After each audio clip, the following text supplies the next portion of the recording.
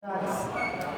Yung sa drugs, yung daw may pinatay na nakita ko mismo, which is actually yung picture na yun, nakita ko lang yun sa Google at saka pinag-forward ko nung time ng eleksyon. Tapos ang gusto nila, ipalabas ko na nakita ko yun mismo, tapos isasama ko daw si Pilar Braga, ganito, ganyan. Kaya yun ang reasons na nakafeel ako ng pagdadalawang isip. At saka bali magkano lahat yung natanggap mo?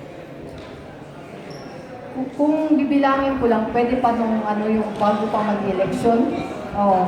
Ano yun, mayroong tag 20,000, sunod na 20,000, tapos 30,000, tapos pagpasok naman itong mag-istigo, si Father Alejo, iniwanan ako ng 20,000 sa upuan namin, tapos yun pang naka-insert na 20,000 sa yung sa tissue, dun sa kinainan namin, tapos nung mga pinadala, actually yung iba hindi pinadala kasi pupunta siya sa akin ng personal.